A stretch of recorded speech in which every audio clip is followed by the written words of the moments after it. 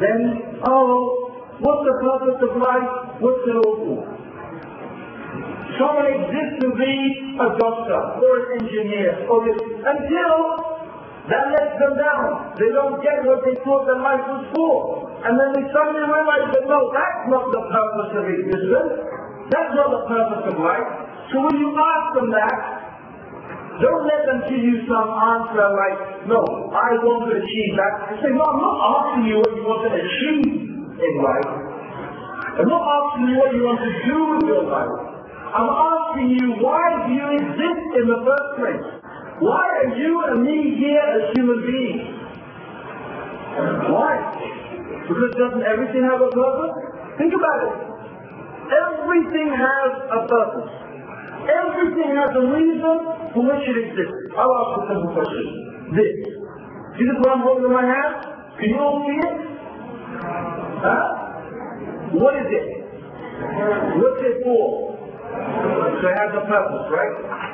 I have something else here. That's very nice. I have something, what's this? Yeah, it's actually a captive calculator version. It's a watch. And what does a watch do? Right, you see these things I'm pointing to here? Actually, underneath these things there. What's that? What does it do? Okay. Listen, if you think about everything, your eyes, your ears, your mouth, your teeth, your toes, your hands, if you think about every single individual part of your body, you will find every bit of it has a purpose. It has a reason for which it exists. The pen has a purpose. The watch has a purpose. The sun and the moon and the stars and the trees and the animals all have a purpose. What is our purpose? Why are we here as human beings? Ask that question. What is the reason for our existence?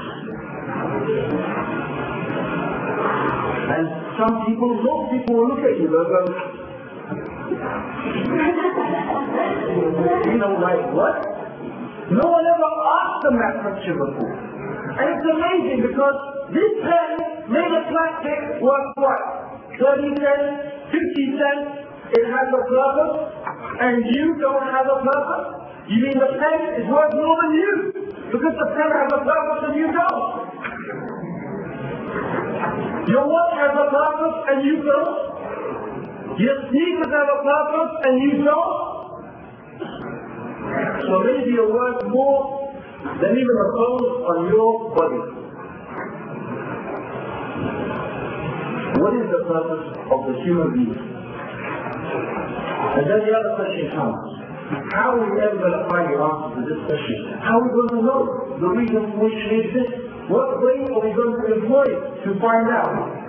Well, to cut a long story short, there's only one way you can know. There's plenty of ways to get, but there's only one way to know. And the only way to know the reason for which you exist is when the one who gave you existence, the one who created you, who knows you better than you know yourself, when he tells you, I created you for this reason.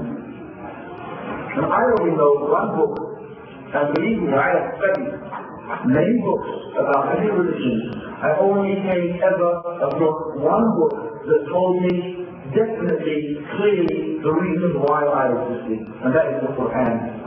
And the Quran says, وَمَا خَلَقْتُ الْجِنَّ وَالْإِنسَ إِلَّا لِيَعْبُدُونِ. Because Allah created the human beings and the jinn only so they should worship Him subhanahu wa ta'ala. So they should worship Allah. That means, let's put it in black and white, simple language. I exist and you exist for one reason. And that is to worship Allah. You don't exist for any other reason. Allah didn't mention any other reason for your existence. He created you only for that reason. In fact, anything else you do in your life is a waste of time.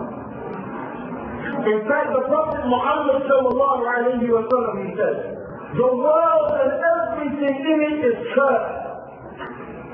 The dunya, the world, and everything in it is cursed. Meaning Allah's mercy has been removed from it, except the scholar of the religion, the student of knowledge,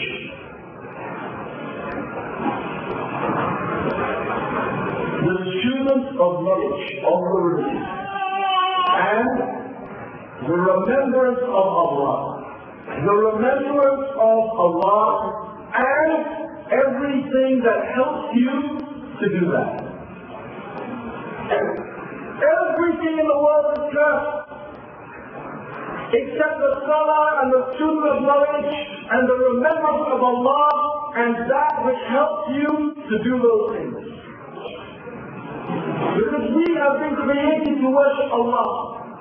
And what is ibadah? What is worship? Worship can be defined as, and this is one of the best definitions of worship, every action, whether it is of the heart or the limbs, this is an action that is loved by Allah and is pleasing to Allah, that is worship. Every action that is loved by Allah and is pleasing to Him, whether of the heart or the limbs, that is an act of worship.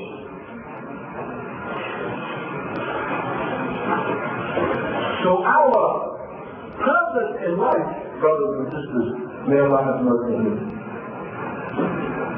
it's not sex, drugs and rock and roll. It's not just eating and drinking and living and working and playing.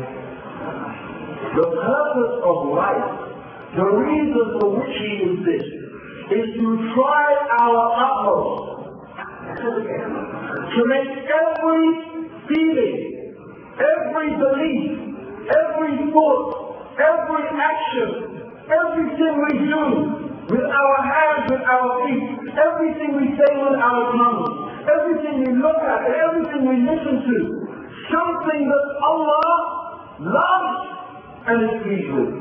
That is the purpose of our life. And worship encompasses all of those things. And you know what? What is so fantastic? We are so lucky. You know what? We don't have to guess how to do it.